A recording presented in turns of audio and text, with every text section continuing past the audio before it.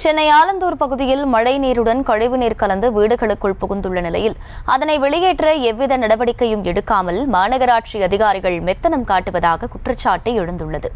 கூடுதல் விவரங்களை செய்தியாளர் மொய்தீன் வழங்க கேட்கலாம். மொய்தீன், குடியிருப்பு வாசிகள் தரப்பில் வைக்கப்படும் குற்றச்சாட்டுகளுக்கு அதிகாரிகள் தரப்பில் விளக்கம் கொடுக்கப்பட்டிருக்கா? அங்க சீரமைப்பு பணிகள் எப்பொழுது நடைபெற இருக்கு?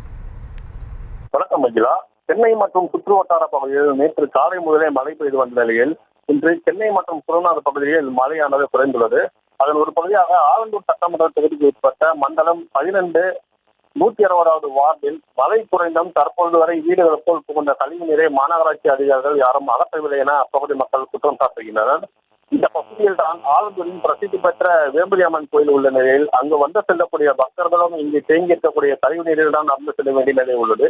அதேபோல் அப்பகுதியில் தூய்மை பணியில் ஈடுபடும் தூய்மை பணியாளர்கள் முறையான பாதுகாப்பு உபகரணங்கள் இல்லாமல் பணி செய்தும் வருகின்றனர்.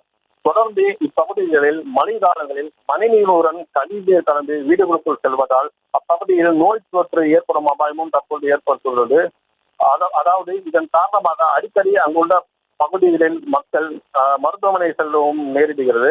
ஆலந்தூர் பகுதிகளில் அமைந்துள்ள லாயர் ஜெகநாதன் தெருவில் வீடுகளுக்குள் புகுந்த மழைநீரை தற்போது வரை மாநகராட்சி அதிகாரிகள் யாரும் அகற்றாமல் மெத்தனம் காட்டுவதாகவும், அதே போல் 160வது வட்ட மாமன்ற உறுப்பினர் பிருந்தா முரளிகிருஷ்ணன் தற்போது வரை வந்து பொதுமக்களை நேரில் சந்திக்கவில்லை எனவும் குற்றச்சாட்டு வைக்கப்பட்டுள்ளார்.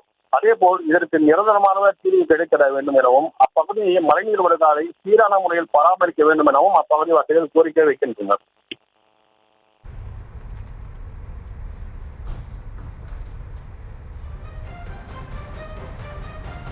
விவரங்களுக்கு நன்றி மொய்தீன். தொடர்ந்து அப்பகுதி மக்கள் அளித்த பேட்டியை பார்க்கலாம். இந்த ரோடு ரொம்ப இதுவா ஜாலியா இருக்கு. நாங்க வந்து 60 வயசு ஆகுதுப்பா. 60 வயசு வந்து இந்த ஊர்ல தான் இருக்கிறோம், ஆலந்தூர்ல தான். இங்க அப்படியேதான் இருக்கு. நான் சின்ன வயசுல இருந்து பார்க்கும் போதுலாம் தான் அப்படிதான் இருக்குது. இங்க மழை வந்தா தண்ணி அப்படியேதான் இருக்கும். இங்க இப்பதான் எடுக்கிறாங்க கொஞ்சம்.